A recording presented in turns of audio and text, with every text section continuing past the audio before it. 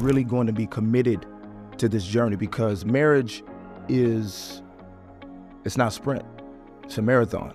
And so if you know anything about running, you know that a great marathon runner practices pace. So you play like you practice. And a lot of people in marriage are not playing right because they're not practicing right. A wise man once said to me one time, on the wedding day, most men think that that's the finish line. But women on the wedding day, that's the starting line. So men think on the wedding day, I did it. The work is done. Women think the work can finally begin. Let me ask this question. What do you believe some of the ingredients is and some of the components that are important to have a healthy marriage in 2025? In 2025. Welcome, one and all. Listen, we're back again for Change Your Life podcast. I just want to thank God for everyone who's tuning in. I want you to do me a favor, please. I want you to, firstly, I want you to share this podcast with anybody who you think will be uplifted and blessed by it. But I also want you to subscribe. There are those that are watching but haven't subscribed to the channel. But I'm encouraging you to subscribe so you can get regular updates and connect with what we're doing. Services every Sunday at 10:30 a.m. and it'll keep blessing you. Listen, this month I'm so excited because we're dealing with relationship and we're looking into various aspects of it. I believe that relationship is an essential part and an important part of our life, and not only that, of our development. And so we're going to look at various aspects of it. And joining me today is a very special guest who has come all the way from Baltimore, Maryland. He is a great man of God, Pastor Josh Beer. Welcome to Change Your Life podcast. And how is it getting down? Well, first of all, thank you so much for having me. I was supposed to be here 30 minutes ago, but because of the snow, we couldn't get here as fast. So I made it. You're here. And I'm excited to be here. And I'm so excited. You're in terms of what you do and who you are is exceptional. You have two fathers, one natural father who is a bishop, mm-hmm. and one bishop, which is your father-in-law. Mm-hmm. And we met at your father-in-law's first. I was preaching for him in Mount Olive, First Mount Olive Baptist, and then went over to your father's at your invitation. Had to go twice, I believe. Yes, sir. And had a great time. So you've got that heritage. Yeah. And you also you run personal development as well. Yeah. How is that? So I call it a theological tension, a philosophical tension, a relational tension. What does it mean to live between two great men? And a lot of people think that because your father is a pastor and your father is a bishop and they're great, that it comes with a lot of access. But the reality is, for me, is that it comes with a lot of pressure. And so I've had to learn how to navigate the pressure of being a pastor's kid and then marrying a pastor's kids, marrying into another ministry family. And, so... mega church, big church. Yeah. And so navigating that, and then also navigating finding my own path. And so that's why I do the coaching, the self-development coaching, relational coaching, et cetera, et cetera. And you started something recently. I did. I saw it. I heard you had your first ever service, had 400 people or so there, which is extraordinary, actually. Yeah. To God be the glory. Yeah, we recently started this movement called Limitless Nights. And it is a movement that is taking our city by storm. And so we're having another event on the 28th of this month. But Limitless Nights is simply, at the age of 7, I was labeled as ADD, ADHD, and dyslexic. And because I spent more time in the hallways than in the classroom, I couldn't read until I was 23 years old. I sat in the back of the church, and one day my father said, you need to learn to rip the label off. A label is just a lie that limits you from your God-given potential. And from there, I took hold of those words and I ran with it. And I just wanted to create a safe space for unsaved folk and saved folk to come in and take off their own labels that have been placed and put on them by people, places, and spaces. So that's what Limitless Nights is about. That's beautiful. I may be at the next one because I'm in the area. Yes. So yeah. I'm looking forward to it. Yes, sir. Yeah. We're talking about relationship. Yeah. And this episode actually is going to be dealing with marriage. Your marriage. How long have you been married? 8 years in May. Okay, 8 years. So you know the journey, Yeah. and it's it's great and interesting in this particular season. Yeah. So I really wanted to pick your brains, and I'll add in as well. Yeah, of course. So, but marriage in this day and age, we're in 2025, February 2025, and things have changed. The world has evolved. Yeah. From your parents, I suspect both of your parents, I'm Right. sure their marriage looks very different. I was raised in a single parented house, so I never got to see what marriage looks like. Mm-hmm.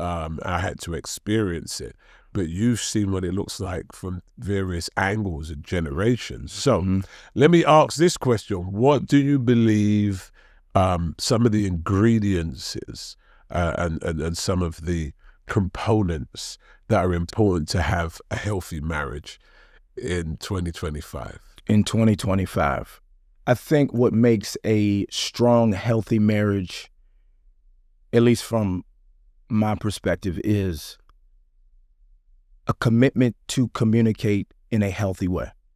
Okay. Communication is key. Keeping Christ at the center. But I really would suggest that if Christ is not at the center, then communication is going to always stray. And so I've noticed in my marriage that our communication style has changed. Okay. Even in the short, almost going on 8 years. When we first got married, I was 27, still growing, still learning, and I'm still growing, still learning now. But one of the things that I had to learn was to cultivate an active listening ear. So that's very different from just listening to respond. But I'm listening to hear my partner's heart. And so communication, keeping Christ at the center of the marriage, to me, those are the pillars, at least the two pillars. And then being financially solvent, being, et cetera, et cetera. But I would say communication and keeping Christ at the center of a marriage is extremely important. So you would say those are the dominant foundations for having an effective marriage in this day and age. What about people who don't have Christ? They're not Christians. They don't believe. Yeah. What do you feel that the components would be in terms of them having a healthy marriage? Now, we do know having Christ in our marriage and being saved is very, very important. Right. But what would you say if I was to ask what other components are necessary? Are you committed to the journey? Okay. No, like not just in words, but in deed. Like, are you really going to be committed to this journey? Because marriage it's not a sprint, it's a marathon.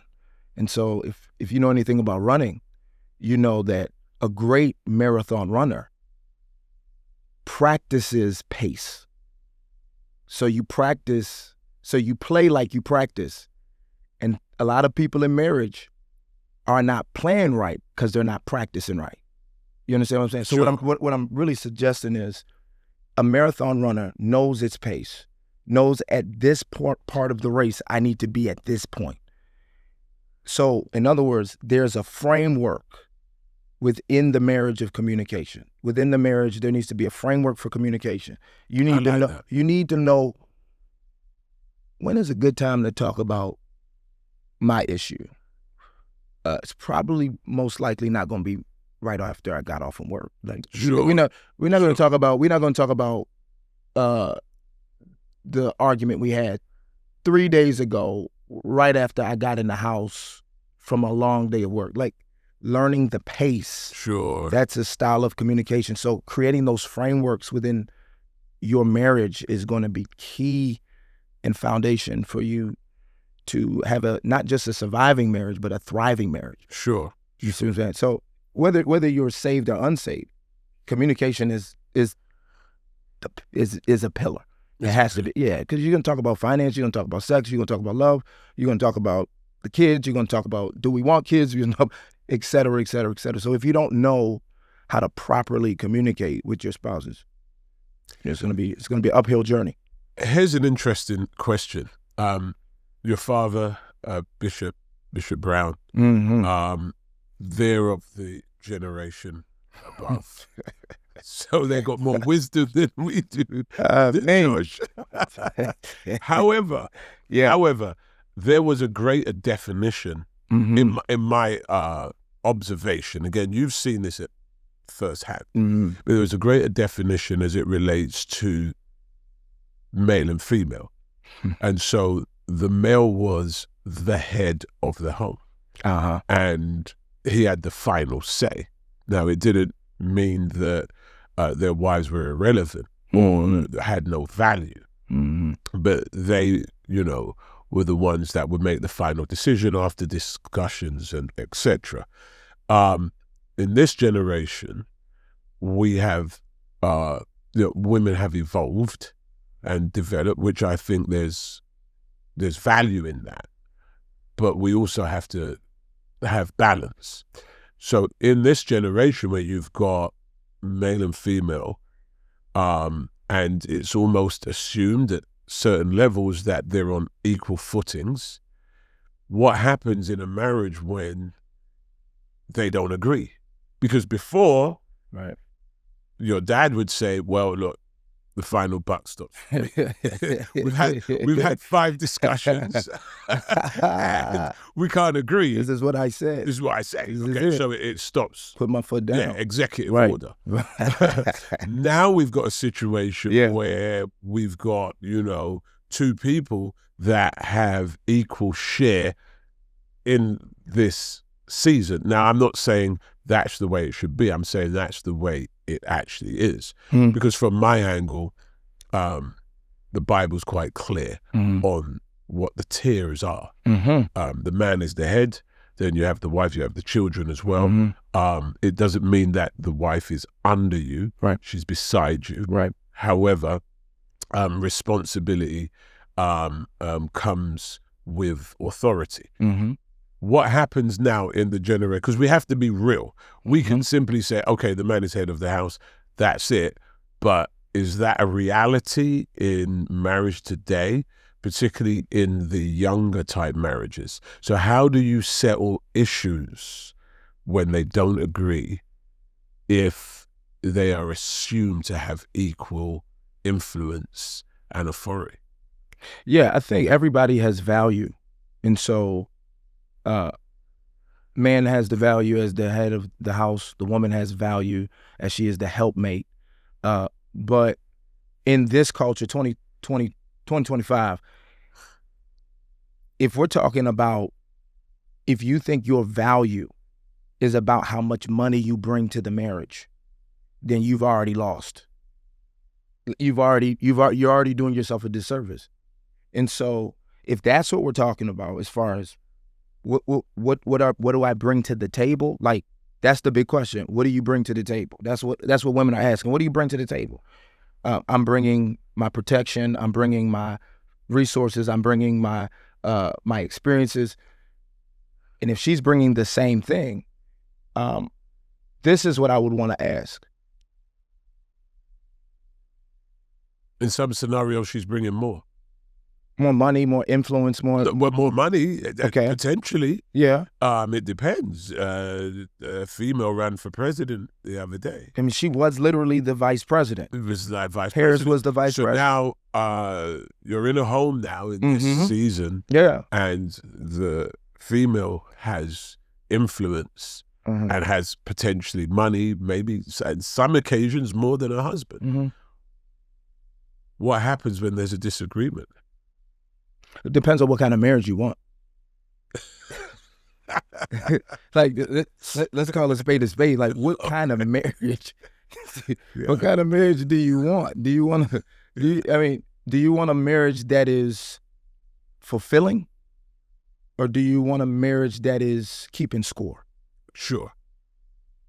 The biblical model teaches us that she is the helpmate. That doesn't mean she's subservient.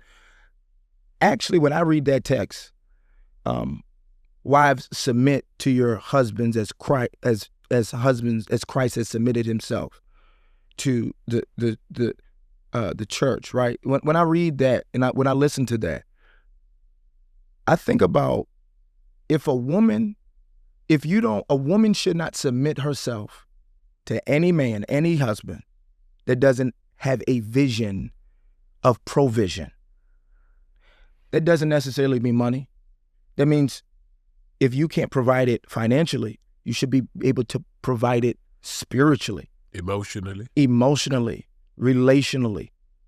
Like if the conversation is always going to be around resources and how much money you make, and I have say so in what we do with our money, you should, because you're not under me. You're helping serve the vision that God has given me. So if we're trying to figure out the biblical model for marriage, you need to have a vision. And if you want a godly woman, or if you want to be a godly woman, sis, you need to find a man that has a vision that you can connect to. What does that mean? It literally means if his vision is only big enough for himself, it's not a vision that is big enough for you. True. You can't get in it. Yeah, it's not big enough for you. So I guess my thought about it is, it's tough. But I like the point you're making. It's tough. The reason I like the point you're making about having that vision, if you don't have the resources yet, and I think we should use that word yet, because if you have vision, eventually it will come to pass with the help of God. Absolutely. Even if she is making more than you. I had a situation in the UK, in the church I was in, where I'm pastoring, that there was a female making considerably more money than the male. But he did have a vision. And she took some of those resources and helped him with the vision, real estate. And he was able to really build a portfolio and superseded the income of his wife. Can I tell you something? That was my story. Really? That was my story. Wow. When I met Bree, my wife, she was making more money than me. Wow. Doing what? She was in sales. Wow. Sales and in marketing. She was making way more money than me. Wow. And so now when we got married, she was still making more money than me when we got married. Right. But it was something in me that saw my wife working and connecting the dots that made me say to myself, like, I got to do something. Right. But without the help of my wife, the vision that God gave me would have never come to fruition. So everything I'm doing now is a byproduct of my wife's partnership. That's powerful. You know why it's powerful? It's powerful from two aspects. Yeah. One, your wife was able to help and say, no, this is mine.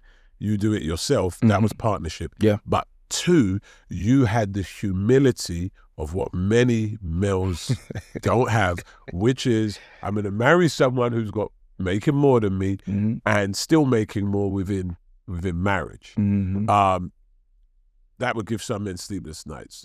I don't know. Yeah, I don't know if I could do it. Yeah. But that's not necessarily a virtue. Yeah. I think what you did is a greater virtue than yeah, because that's good.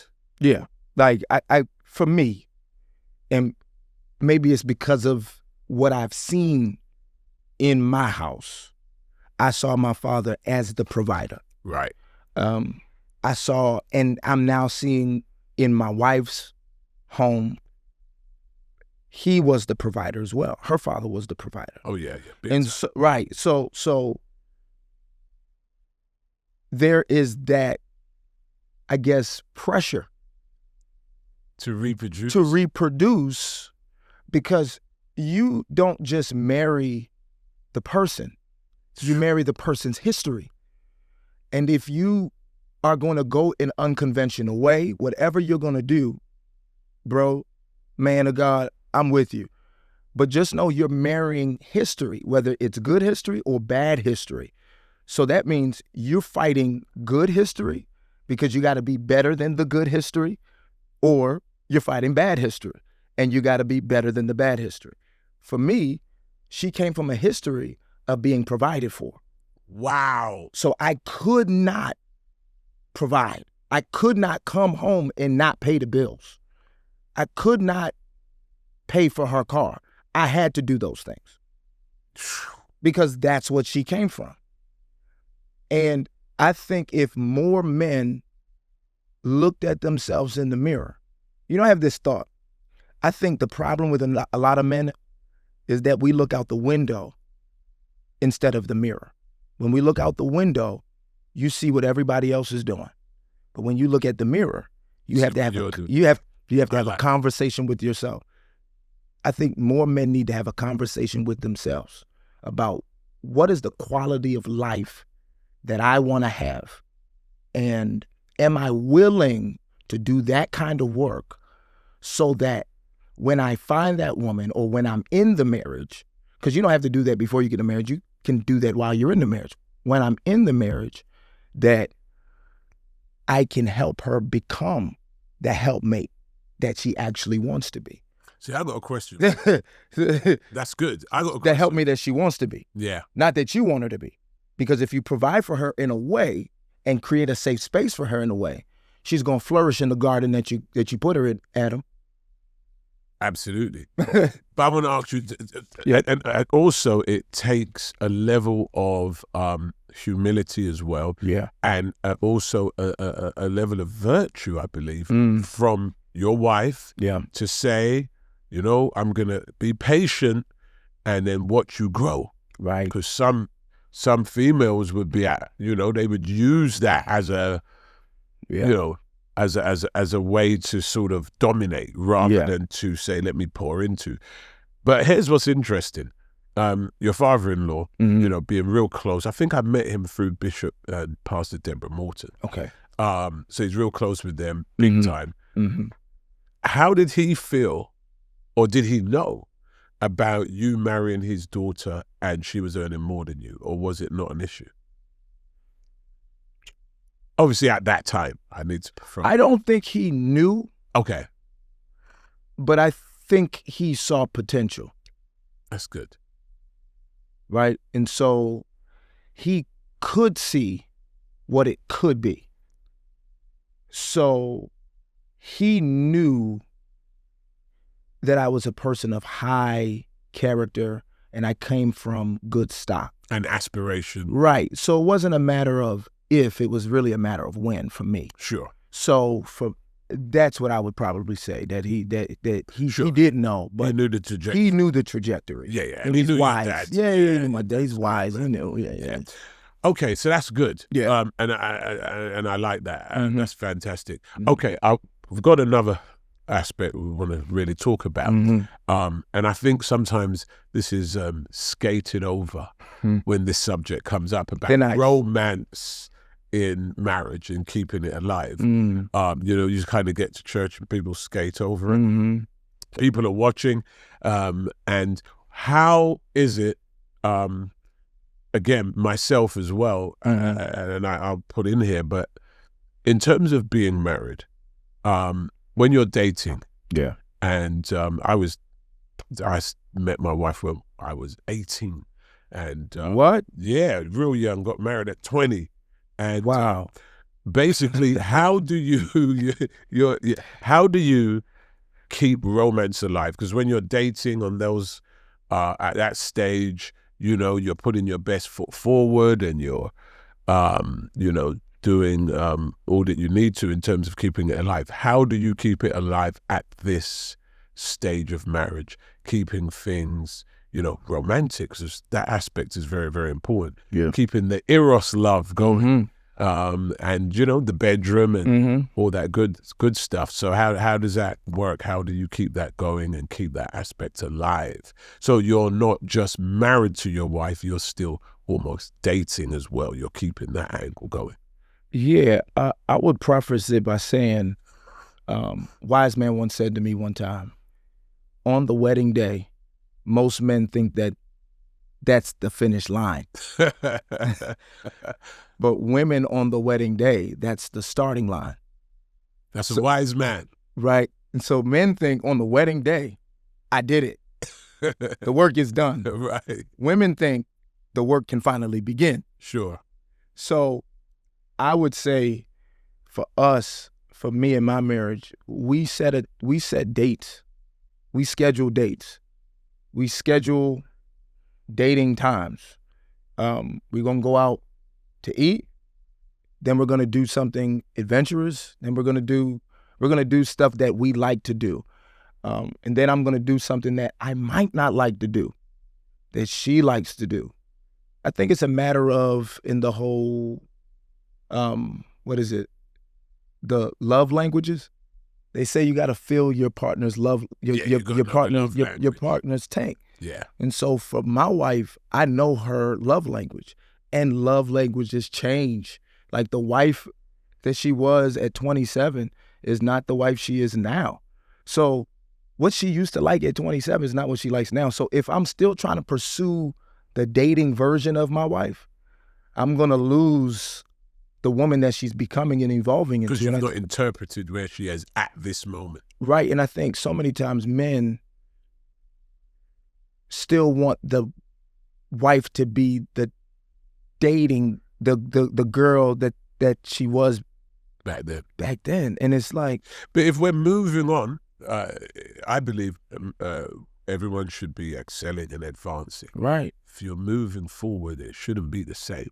It shouldn't, but some people don't. Common sense isn't so common. Yeah, you're right. I'm saying when you dated her, she was the girlfriend. Now she's the wife. Then she became the mother. And that's another dynamic. And so how do you date the mother, and how do you create a safe space for her that she can still be attractive to you, right? Because if she's too tired to get in the bedroom because you didn't do the things outside the bedroom, you ain't gonna get to the bedroom. Right. So maybe sometimes. So for me, it's like, do the dishes, pick up the kids on time, give her a space where she feels like her world is relieved. Because if she's thinking about the kids and she's thinking about cleaning up the house, she's not thinking about you. Yeah, that's true. And so that's one of the other things. And then the other thing that I do, the final thing that I do, if I know, just me personally, I'm being real with you. If I know I want to be intimate with my wife, I cannot wait until an hour before I want to be intimate to start trying to be a smooth cat, a playboy.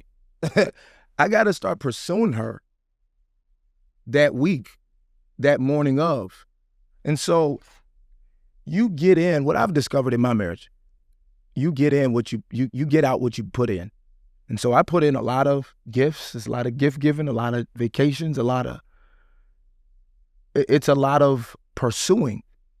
If you don't pursue, you don't conquer. Sure. Do you get gifts back? I'm not big into gifts. That's not my thing. I like to give receiving. Gifts. Okay, yeah. Yeah. I'm the same. I'm not big. I'm a hard person to buy. Yeah, I'm extremely like. Don't get me nothing. Yeah, me too. I'm the same. You're gonna be disappointed. You're gonna be. Oh, be like, okay. I love you so much. Oh my goodness. Where's the receipt? Exactly. Taking it back. Yeah. Yeah. So I'm not big on the gift receiving, but I'm big on words of affirmation. Okay.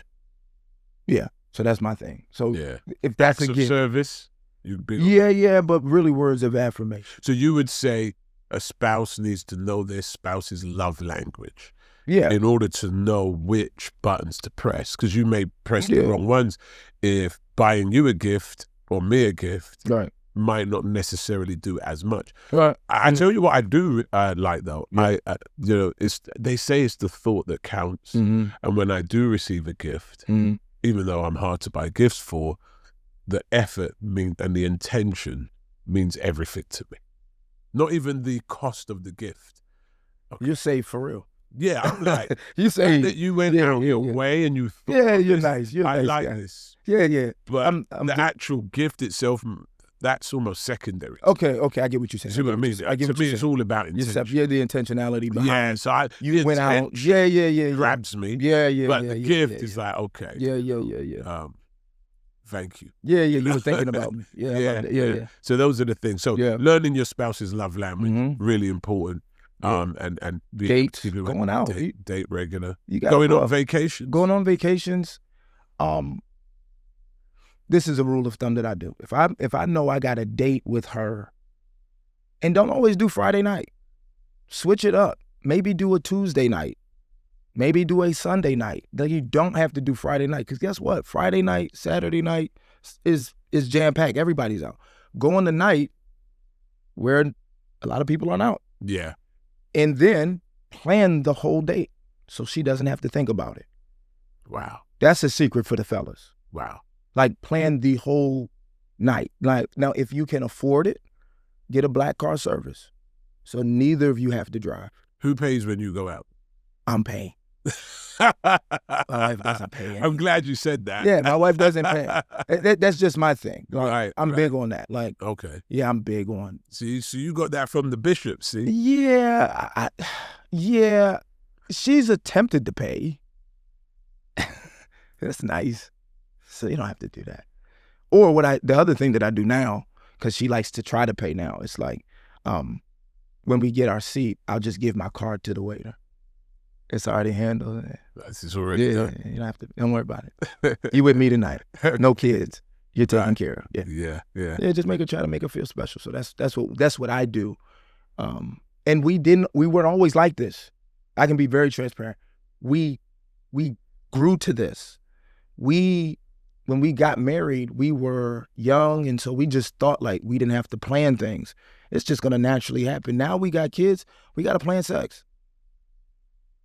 We got, like, that sounds corny, but if you want to be happy, we got to plan sex. We got to plan dates. We got to plan counseling, not just reactive counseling, but proactive. Oh, so you do therapy? Because that helps the intimacy. Because the more you know about her in her emotional state, the more you can connect with her. How often do you do therapy? We're gonna do probably once a quarter. Okay. I think that's give or take once a quarter. Yeah. So you're vaccinating rather than medicating. Hello. Mm-hmm. You said it. Yeah. That's wise. Yeah. That's you have really to. Good. Yeah. Okay. So the divorce rate is big. Okay. In and out of the church. Mm-hmm. So why do you think, or in your estimation, why do you think divorce is such a major issue, particularly in couples, I would say from around 55 and below, from what the stats say? Mm-hmm. Why do you think that is? Most recently, we've all seen the fires in California. The fires in California have literally devastated over 13,000 properties. But there have been noted that there have been about 15 homes that have survived. Now, we know about the fires because the fires have spread because the embers and because the wind. It's the small things. And so the fire connects to the houses and just rages crazy amounts of destruction. The 15 houses that have stood in the marriages, the 15 houses that have stood in California have been able to stand because their material was different. Right. They weren't wood. They were stone. And then there was a specific house that the foundation went into the bedrock. I bring that up to say, I think marriages are collapsing and divorces at an all-time sky-high rocket rate is because it's the small foxes in marriages, the small embers that are destroying it. So the little things that you do in your marriage, like you didn't take out the trash when you're supposed to take out the trash. you didn't pick up the kids on time. And over time, the offense just keeps growing and growing and growing and growing. And by the time you look up, you have a forest fire of a marriage that you can't put out. But I think when you put Christ at the center, and he is the firm foundation, and you keep him in your marriage, not just in thought, but in action and deed. So me and my wife, we pray together. We fast together. We do things spiritually together that keeps us together. I think marriages right now, divorce is crazy because people, social media, they want something else. People don't have any stick-to-itiveness anymore. And so loyalty is at an all-time low. People just want what they see on the screen. So if you get every day, you're looking at a buffet of many different kinds of women, and then you come home and you seeing the highlights, and then you come home and it feels like a nightmare, you're like, I can get out of this. I can go to somebody else. I can be with somebody else. I think that's good. And I would add to that, because notice I was talking about the age brackets, and it gets worse as you get younger. And I actually, what you said about the materials of those houses in California, I think is a good analogy, because I believe that the values, and I think that the order of marriage is very important. Right. We spoke about therapy. I think premarital therapy is also vital. The reason I say that, what role does each person play? Because I think what happens is one person goes in believing they'll play this role, and the other person goes in playing that they'll fill this role. Right. Imagine we've got a movie set and everybody's playing the same character. Right. Rather than playing different characters and knowing this is the character that I want to play. And so because in society things have changed so much, what role do you play? And that has to be discussed before, not after. Because if you try and discuss it after, then you can get yourselves into issues. So everybody needs to know where they fall, where they lay, and there needs to be defined roles. And people have to become comfortable at the roles that they play. So I think that that's a vital component. Can I ask you a question? Go ahead. If we're going to use the analogy of marriage or the movie, right, in that the roles are important, my question is, and this is just my question, what happens when the roles change? Sickness comes, the role might change. So you get laid off, the role might change. So how are we defining roles, number one? And then how flexible are the roles, if they are at all? I think though you may change, going back to what you was asking in terms of the roles, firstly, are the roles God-given? What does the Bible say? Got you. Okay, so let's follow that pattern. Yeah. So for an example, the Bible says that the man is the head of the home. Yeah. And the wife is a helpmeet or a support. Right. Now, it didn't give any contingency for changes. Right. Where the man says, well, you know what, I've got laid off, so, I don't need to have vision, or I don't need to pursue. So the roles are the roles, and there will be different scenarios, but the roles are the roles. The president is still the president. Okay. And it's the position. This is another thing people, I don't think, understand. It's the position, not the person. And I think sometimes we get caught up with persons rather than positions, if that makes sense. And as much as we may have different presidents changing, the point is we can debate on who's more effective or who isn't. But once they're in that position, they're in that position. Because the position is what carries the power. The position is given by God. Now, what I'm saying is you need to know where you stand, and everybody needs to know what their role is, or else you get chaos. So for an example, the CLCC, we know that the pastor is Pastor Paul B. Mitchell. Yes. If there are two other people who are thinking they may assume in that role, you're going to get confusion. Right. Or if the pastor feels like, okay, well, I'm going to be like a congregant, that's confusion. So I think there's a lot of confusion because society has changed. And because of that change, that then sort of bleeds into the home. Right. And then you get chaos. Because nobody's playing the defined role. So the older generation knew their roles, but the younger generations, those roles are not there. And then we have other angles like governments have made divorce much more easy. It's still expensive. It's still $250. No, easy to do. Oh yeah, it's right. Yeah. Now you can do. In my state, you got to be separated for a year. You got to be separated for a year, and then you got to go through other processes. So it's kind of long, but I get what you're saying. But if you go back, if I was doing research, if you go back to the I think it's from the 60s, before, okay, it was very, very difficult to divorce. Actually, a female, I don't know how fair this is, couldn't divorce. Right. Yeah. So the point was to actually do it. Would become very, very, the obstacle to do it would be very, very difficult. So I think that, society has changed so much, and I believe that's bled into the church.